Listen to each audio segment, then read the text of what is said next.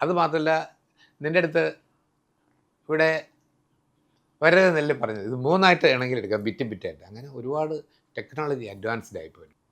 അക്കരെ നിന്നൊരു മരം എന്നുള്ളൊരു സിനിമ എടുക്കാം. അപ്പൊ അതിനകത്ത് ചായ വരുന്ന ബൈക്ക് കുടിച്ചു എന്നൊക്കെ പറയുന്ന അറബി ആയിട്ട് ശ്രീനിവാസൻ വരുന്ന മുകേഷ് ചേട്ടനും നെടുമുടി ചേട്ടനൊക്കെ ഉള്ള സീൻ, കുറെ ഡയലോഗ്സ് ഉണ്ട് അതിനകത്ത്, കുറെ ആക്ഷൻസ് ഉണ്ട് അതിനകത്ത്, കുറെ ഫിസിക്കൽ ആയിട്ടുള്ള കുറെ കാര്യങ്ങൾ ചെയ്യുന്നുണ്ട്. അങ്ങോട്ടും ഇങ്ങോട്ടുള്ള ഓവർലാപ്പ് ഡയലോഗുകള്, പ്രശ്നങ്ങള് ഒക്കെ ഉള്ള ഒരു ഭയങ്കര കോംപ്ലിക്കേറ്റഡ് സീനാണ് 3 പേര് ഇരിക്കുകയാണെങ്കിൽ പോലും. ഇത് അന്ന് ഷൂട്ട് ചെയ്യുന്ന മൊത്തം ഫിലിമിലാണ്. അപ്പൊ പക്ഷെ ഇന്ന് നമ്മളത് കാണുമ്പോൾ അതിനകത്ത് ഒരു കണ്ടിന്യൂറ്റി മിസ്റ്റേക്ക് ഇല്ല, ഒരു വേറെ രീതിയിലുള്ള എറർ ഇല്ല, കറക്റ്റ് ലിപ്സിക് ആണ്. ഇത് ഈ ഫിലിമിൽ ഷൂട്ട് ചെയ്യുന്ന സമയത്ത് അപ്പൊ അന്ന് ആളുകൾ അത്രയധികം ഡിസിപ്ലിൻഡ് ആണ്, അല്ലെങ്കിൽ ഡിസിപ്ലിൻഡ് ആണെന്ന് മാത്രമല്ല കുറെ കൂടെ സീരിയസ് ആണ്. ഇതായിരുന്നു ഞാൻ 75-78 കാലഘട്ടത്തിൽ ശശികുമാർ സാറിൻ്റെ പടത്തിൽ അഭിനയിക്കുമ്പോഴത്തേക്കും അദ്ദേഹം പറയും, അന്ന് ഫിലിമിൻ്റെ സ്റ്റോക്ക് കിട്ടാനും പാട്. അന്ന് കോത്താരി ആണ് ഇതെല്ലാം വാങ്ങിച്ച് ബ്ലാക്ക് മാർക്കറ്റുമാർ ഒളിച്ചു വെച്ചിട്ട് വില കൂടിയ വിലക്കൊക്കെ വിൽക്കുന്നത്. അപ്പം പുള്ളി പറയും, നമുക്ക് എൻ്റെ അന്ന് പേര് സുധീർ കുമാറാണ്. സുധീർ കുമാറെ, ഇതൊരു നസീർ സാറോട് ഡയലോഗ് പറഞ്ഞൊരു സീനാണ്, ഇതിനകത്ത് 100 അടി ഫിലിമേ ഉള്ളൂ, 9 മണിക്ക് ഇത് തീർന്ന് ഞാൻ ഫിലിമും കിട്ടാനില്ല, ഒന്നുമില്ല. അതുകൊണ്ട് മോനെ ഡയലോഗ് ഒന്ന് കാണാതെ പിടിച്ചേക്കണം. അന്ന് ഡയറക്റ്റ് റെക്കോർഡിങ് കൂടെയാണ്. നമ്മുടെ ഒരു ഡയലോഗ് തെറ്റിക്കഴിഞ്ഞാൽ റീടേക്ക് എടുക്കാൻ ഫിലിമില്ല. അത്രയും അദ്ദേഹം പറഞ്ഞപ്പം നമ്മുടെ ഒരു പിടിവള്ളിയും കൂടെ കയ്യിൽ നിന്ന് പോയി. എന്നറിയാം, ഇത്രയും ശശികുമാർ സാർ സംസാരിക്കുന്നത് വെറുതെ നല്ല മനുഷ്യനാണ്, തങ്കപ്പെട്ട മനുഷ്യൻ, സംസാരിക്കുന്നത് പേടിയാവും.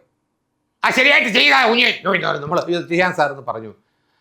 പക്ഷെ അത്രയും കരുണയുള്ള നല്ല മനുഷ്യനില്ല. അദ്ദേഹം ഈ ശബ്ദത്തിലാണ് വന്നത്, അതുകൊണ്ട് തെറ്റിക്കരുത് എന്നൊക്കെ പറയുമ്പോൾ ഈ ഡയലോഗ് കാണാതെ പഠിച്ചതിൻ്റെ പകുതി കയ്യിൽ നിന്ന് പോയി.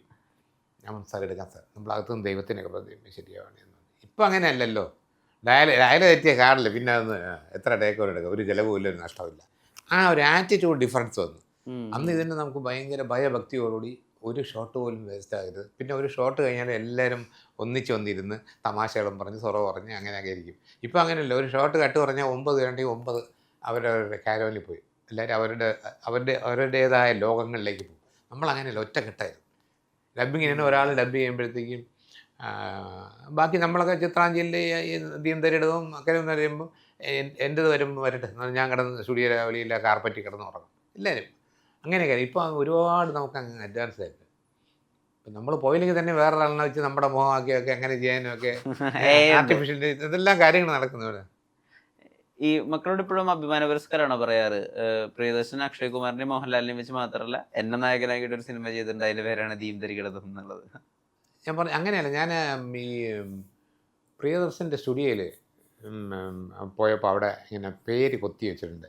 അതിനകത്ത് ഇങ്ങനെ 2 സെക്ഷൻ ഉണ്ട്. ഒന്ന് പുള്ളി അഭിനയിച്ച പടങ്ങളിലെ ഹീറോകളുടെ പേരുണ്ട്, അതിൽ എൻ്റെ പേരുണ്ട്, മണിയമ്പിള രാജുണ്ട്. പിന്നെ പ്രിയദർശനെ വെച്ച് പ്രൊഡ്യൂസ് ചെയ്ത പേരുടെ ലിസ്റ്റുണ്ട്, അതിൽ ഞാൻ പ്രിയദർശനെ വെച്ചിട്ട് അന്ന് ചെയ്തില്ലേ ഹലോ മീഡിയ പറഞ്ഞിട്ടുണ്ട്, അപ്പോൾ അതിൻ്റെ പേരിൽ എൻ്റെ പേര് വെച്ചിട്ടുണ്ട്. അത് കേട്ടത്. ഇതെൻ്റെ സിനിമയിൽ വന്നിട്ട് നിങ്ങൾ ചോദിച്ചില്ല, ഞാൻ പറയണല്ലോ, ഇത് എൻ്റെ 50-ാം വർഷമാണ്. 1975 1975 ശ്രീകുമാരൻ തമ്പി സാറിൻ്റെ മോഹിനിയാട്ടത്തിലൂടെയാണ് വന്നത്. 2025 ആയപ്പോൾ 50 വർഷമായി. 50 വർഷങ്ങൾ. ഞാൻ ഇപ്പോൾ യുദ്ധമൊക്കെ നടന്നുകൊണ്ട് ആഘോഷങ്ങളൊന്നും ഇല്ല, ഒന്നും ചോദിക്കില്ല, അല്ലെങ്കിൽ ഞാൻ എല്ലാവർക്കും വിളിച്ചിട്ട് പാർട്ടിയൊക്കെ തന്നെ വെച്ചാണ്.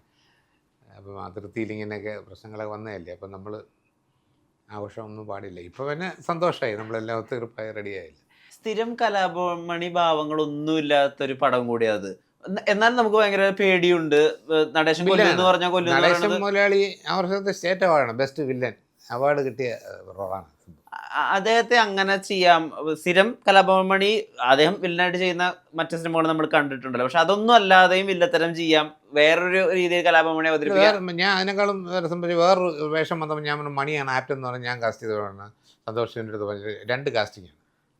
സന്തോഷിനെ കാസ്റ്റ് ചെയ്യുന്നതിനേക്കാളും മുമ്പേ കാസ്റ്റ് ചെയ്തതാണ് ഞാൻ മനോജ് കെ ജാനിനെ ആ റോള് ചെയ്യുന്നത്, ദിഗംബരൻ്റെ വേഷം.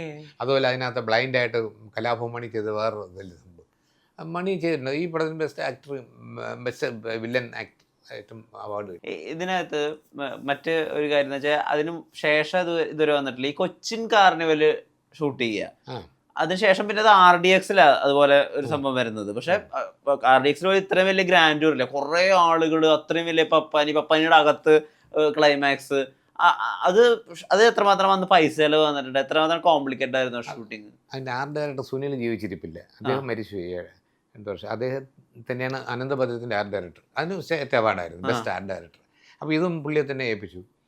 അപ്പോൾ ഈ അപ്പാനി ഉണ്ടാക്കാനായിട്ട് ലക്ഷക്കണക്കിന് രൂപയായിട്ടുണ്ട്. കാര്യം കംപ്ലീറ്റ് ഇതിൻ്റെ മുകളിൽ കയറണം, ഫൈറ്റൊക്കെ ഉണ്ട്. അപ്പോൾ അത്രയും സ്ട്രോങ് ആയിട്ട് നിൽക്കണം. ലാസ്റ്റ് അപ്പോൾ ഇരുമ്പിലാണ് അകത്ത് ചെയ്തിരിക്കുന്നത്. പിന്നെയാണ് ബാക്കി കാര്യങ്ങളൊക്കെ ചെയ്യുന്നത്. അപ്പോൾ അപ്പോഴൊന്നും അല്ല അതിൻ്റെ ടെൻഷൻ എടുത്തത്. ഇതെല്ലാം കഴിഞ്ഞിട്ട് സെൻസറിങ്ങിന് വന്നപ്പോഴത്തേക്ക് അവരൊന്നും സെൻസർ ചെയ്യാൻ പറ്റില്ല. എന്താണ് അങ്ങനെ കത്തിക്കാൻ പാടില്ല, അപ്പം അതിനെ കത്തിക്കാൻ പാടില്ല. അത് അവസാനം ഒരു പ്രത്യേക മതക്കാർ ഒന്ന് വഴക്കുണ്ടാകും, നിങ്ങൾ ചെയ്യുന്നത് തെറ്റല്ലേ. നമ്മൾ അത് ദൈവമായിട്ടല്ല അങ്ങനെ കാണിച്ചിരുന്നത്. പിന്നെ ഇത് മട്ടാഞ്ചേരിയിലുള്ള ആഘോഷമാണ്. പിന്നെ നമ്മൾ റെഫറൻസ് വേൾഡിൽ ഇന്ന സ്ഥലത്തൊക്കെ ഇത് ചെയ്യുന്നുണ്ടെന്നൊക്കെ പറഞ്ഞു. എന്നിട്ട് അന്നത്തെ സെൻസർ ഓഫീസിന് ഭയങ്കര പേടി. ശരി, അങ്ങേരെ ബാധിക്കുന്നവരില്ലേ. അങ്ങേരെ അവസാനം നിവർത്തി. ഞാൻ സാർ ഇത് ഇനി പടം റിലീസിന് കുറച്ച് ദിവസം, ഈ ഒരൊറ്റ കാരണം പറഞ്ഞാൽ റീഷൂട്ട് ചെയ്യാനും പറ്റില്ല, ഇതില്ലാതെ ആ പടത്തിന് ക്ലൈമാക്സും ഇല്ല. അത് സാർ എങ്ങനെയും സെൻസർ ചെയ്തിട്ടുള്ളൂ, നമ്മൾ എന്തുവേണം എഴുതി തരണം. അങ്ങനെ അദ്ദേഹം ഇവിടെ ഈ പറഞ്ഞ മാതിരി മട്ടാഞ്ചേരി CI വിളിക്കുന്നു. ഇങ്ങനൊരു സംഭവം ഉണ്ടോയെന്ന് ചോദിച്ചു. ഉണ്ട് സാർ, എല്ലാ വർഷവും ഇവിടെ ഉണ്ട്, ഇതുപോലെ അപ്പാനിയെ കത്തിക്കുന്നുണ്ട്, അതൊരു ചടങ്ങാണ്, മറ്റു രാജ്യങ്ങളിലൊക്കെ ഉള്ള ഇവിടെ അത് ചെയ്യാറുണ്ട്, കൊച്ചിയിൽ മാത്രമേ അത് നടക്കാറുള്ളൂ, അത് നടണം. അങ്ങനെയാണ്. എന്നാലും എൻ്റെ ഒന്ന് എഴുതി വെച്ചു, ഇതുമായിട്ട് എന്തെങ്കിലും ഇഷ്യൂസോ കോംപ്ലിക്കേഷൻസൊക്കെ പറഞ്ഞാൽ ഞാൻ ഉത്തരവാദി രാജുവായിരിക്കുന്നത്, ഞാൻ മുന്നേ എഴുതി തരാമെന്ന് പറഞ്ഞു. അങ്ങനെയൊക്കെ എഴുതി കൊടുത്തിട്ടാണ് അത് ഒന്ന് സെൻസർ ചെയ്തിട്ടുണ്ട്. ഈ വെള്ളനയുള്ള നാട്ടിൽ മറ്റേ ഈ തിക്കുറിശി ചേട്ടൻ ലാലേട്ടനോട് പറയുന്നില്ലേ, നീ എങ്ങോട്ടെ ഈ വടിയും ജുബിയൊക്കെ ഇട്ടിട്ട്? അങ്ങനെയല്ല, അത് പറയുന്നത് ഇതാണ്, കാലത്തെ എങ്ങോട്ടാ അവൻ്റെ കൂറിയും വാടിയും ബാഗും കണ്ട ഒരു കണിയാൻ്റെ കൂട്ടുണ്ടെന്ന് പറഞ്ഞു. അത് വിഷയമായിരുന്നു. അത് സെൻസർ ബോഡി ചെന്ന് പറഞ്ഞു, അങ്ങനെ ഒരു പ്രത്യേക ഇപ്പോഴത്തെ കാലത്ത് എല്ലാ കാര്യത്തിനും ഇഷ്യൂസ് ഉണ്ട്, കണിയാൻ എന്നുള്ളൊരു കാസ്റ്റ് ഒന്നും പറയാൻ പാടില്ല. അത് പിന്നെ മാറ്റി പറഞ്ഞു. അത് ചെയ്തിട്ടുണ്ട് സംഭവം. അല്ല, അത് മാറ്റിയില്ല. അതും സെൻസർ ഓഫീസർ ഞാൻ കണിയാൻ എന്ന് പറഞ്ഞാൽ നമ്മൾ അങ്ങനെ പറയുന്നതാണ്. പൂജാരി എന്ന് പറഞ്ഞാലും കണിയാൻ എന്ന് പറയുന്നത് അവരാണ് നോക്കുന്ന പ്രശ്നങ്ങൾ. അത് എൻ്റെ നിന്ന് എഴുതി വാങ്ങിച്ചു, എന്ത് പ്രശ്നമുണ്ടെങ്കിലും നോക്കിക്കൊള്ളാം, ഞാൻ ഏറ്റിട്ട് അങ്ങനെ എഴുതി കൊടുക്കും. ഞാൻ ഈ പടത്തിൻ്റെ ഷൂട്ടിങ്ങിനും മറ്റ് ലൊക്കേഷൻ നോക്കുന്നത് എപ്പോഴും ആസ് യൂഷ്വൽ ലൊക്കേഷനിൽ നിൽക്കും, ഡബിങ്ങിന് എല്ലാം അറ്റൻഡ് ചെയ്യില്ല. സെൻസറിങ് ഓഫീസിൽ ഞാൻ പടം തീരുന്നൊരു വെളിയിൽ നിൽക്കും, ഇവരെ വായി വന്ന് ഇത് ഓക്കെ കിട്ടുന്നവരെ സമാധാനമില്ല. അങ്ങനെ ഇതും ഞാൻ കൂടെ വന്നപ്പോൾ ഇങ്ങനെ പറഞ്ഞു, അങ്ങനെ എഴുതി കൊടുത്തിട്ടാണ് അത് ഞാൻ ചെയ്തത്. ഈ പൊൻമുട്ടയിടുന്ന തട്ട എന്നുള്ള പടം സെൻസർ ഒബ്ജക്ഷൻ ആദ്യമേ വന്നുകൊണ്ട് മാറ്റി പൊൻമുട്ടയിടുന്ന താറാവെന്നാക്കി. ഈ ഓട്ടോനകത്തെ ഇപ്പൊ ആളുകൾ ഇൻസ്റ്റാഗ്രാം റീൽസിലൊക്കെ വളരെയധികം സെലിബ്രേറ്റ് ചെയ്യുന്ന ഒരു സീനുണ്ട്. എല്ലാവരും ഭക്ഷണം കഴിക്കാൻ ഇരുത്തിയതിനു ശേഷം മോഹൻലാലിന്റെ ക്യാരക്ടറിനെ അവിടെ നിന്ന് പറഞ്ഞയച്ചിട്ട് നിനക്ക് പിന്നെ എപ്പോഴെങ്കിലും കഴിച്ചപ്പോൾ ഇവരുടെ കൂട്ടത്തിൽ ഇരിക്കണമെന്ന് ചോദിക്കുന്നത്. ഒറ്റ ഡയലോഗ് പോലും ഇല്ലാതെ ആ റിയാക്ഷൻ കൊണ്ട് മാത്രം നമ്മളെ കരയിപ്പിക്കുന്ന ഒരു ലാലേട്ടനെ അവിടെ കാണാം. അപ്പൊ അവിടെയും ഒരു ഡയലോഗും ഇല്ലാതെ പറയുന്ന ആള് പിന്നെ നേരെ കട്ടു ചോട്ടവും ബൈ എന്തുകൊണ്ടാണ് നീ നന്നാവാതെ പോയെന്ന് പറഞ്ഞപ്പോൾ ഒട്ടും സീരിയസ് അല്ലാതെയാണ് അദ്ദേഹം അത് പ്രസന്റ് ചെയ്യുന്നത്. അച്ഛൻ്റെ കൂടെ ഞാൻ ദോശ വിട്ട് കിടന്നിട്ട് നന്നാവാൻ പറ്റുന്ന ലേഹ്യം വല്ലതും ഉണ്ടെങ്കിത്താന്നാ പറയുന്നത്. അത് ഇമോഷണൽ ആയിട്ട് പറയുന്നത്, വേറൊരു ട്രാക്കാണ് അതിന് മൊത്തത്തിൽ. ഇത് ശരിക്കും ഒരു ആക്ടറുടെ ബ്രില്യൻസ് അല്ലേ? ആക്ടർക്ക് ബ്രില്യൻസ് ശൂന്യത ഉണ്ടാക്കാൻ പറ്റില്ല, സിറ്റുവേഷൻ വേണം. ഒരു സിനിമ നന്നാവണമെങ്കിൽ കണ്ടന്റ് വേണമെന്നല്ലേ. ഉദാഹരണം, ഞാൻ അത് മോഷ്ടിച്ചത് ആഭിജാത്യ എന്നുള്ള സിനിമയാണ്. കാര്യം മധു സാറ് കല്യാണം കഴിച്ചിരിക്കുന്നത് ശാരദയാണ്. അപ്പം അനിയത്തിയെ കല്യാണം കഴിച്ചിരിക്കുന്ന നസീർ സാർ എന്താണ്. അപ്പം ഈ വലിയ വരുമാനമില്ലാത്തതാണ്. മധു സാറ് താഴെ ഇരുന്ന് ഇലയിട്ട് സദ്യ ഉണ്ടായിരിക്കുമ്പോഴത്തേക്കും പെൺകുട്ടിയുടെ അല്ലെങ്കിൽ ശാരദയുടെയും മറ്റേ അവരുടെയും അച്ഛൻ തിക്കുറിശ്ശേട്ടനാണ്. അങ്ങനെ വരുമ്പം പയ്യെ എൻ്റെ വീട്ടുകാരിൽ ആരോ വരുമ്പം ഇരിക്കാൻ സ്ഥലമില്ല, ഉടനെ ഓപ്പൺ ഇല്ല, ഇങ്ങനെ ചോറ് വരകിയതാണ്, നീ അങ്ങോട്ട് എണീരിക്കും, ഇതിൻ്റെ ഇടയിൽ തന്നെ നിനക്ക് അത്യാവശ്യമുണ്ട്, നീ അവിടെ എണീക്കും. അപ്പോൾ ശാരദയെ നോക്കും. ശാരദയുടെ കണ്ണൊക്കെ അറിയുമ്പം മധു സാറ് ഒരു വല്ലാത്ത ചിരിയും ചിരിച്ചിട്ടായിരുന്നു. ഞാൻ തിയേറ്ററിൽ നിന്ന് കരഞ്ഞ സീനാണ്. നമുക്കിത് എങ്ങനെ ഇതിനകത്ത് ഉൾക്കൊള്ളിക്കണം, ഞാൻ വേണമെന്ന് നല്ല തുടങ്ങി. അതാണ് ആ സീക്വൻസ്. ബർത്ത്ഡേക്ക് അവിടെ കൊണ്ടുവരികയും പ്ലേസ് ചെയ്യുകയും സൂമാരി ചെയ്തിട്ട് നീ അങ്ങോട്ട് എണീക്കും, നിനക്ക് ഇപ്പം തോന്നുന്നു ഇത്ര ധൃതി. അതൊരു വേറൊരു ഹിറ്റ് പടത്തിൽ നിന്നുള്ള കണ്ടൻറ്റ് അടിച്ച് മാറ്റുകയാണ്. അവിടെ നമുക്ക് ആക്ടർക്ക് പെർഫോം ചെയ്യാൻ കൊടുക്കണം. പെർഫോം ചെയ്യാൻ ആക്ടറിന് സാധനം കൊടുക്കണം, ആക്ടർ അത് ചെയ്യും വേണം. അത് മോഹൻലാലിൻ്റെ തന്നെ നമ്മൾ ചോദിക്കും, എങ്ങനെയാണ് ഏതെങ്കിലും ഇതല്ല ഈ പടം പടം ചെയ്ത് എങ്ങനെ ചെയ്തെന്നല്ല. എനിക്കറിയില്ല, എനിക്ക് ആ സമയത്ത് തോന്നിയും ചെയ്തു. ഒരു ആക്ടറിൻ്റെ ലൈഫ് എന്ന് പറഞ്ഞത് ഈ പറയുന്ന നിങ്ങളെല്ലാം കേട്ടിരിക്കുമല്ലോ, സ്റ്റാർട്ട്, ക്യാമറ, കട്ട്, ഇതിൻ്റെ ഇടയ്ക്കുള്ള ആ ഡ്യൂറേഷനിലുള്ള പുള്ളിയുടെ ഇതാണ് അഭിനയം എന്ന് പറയുന്നത്.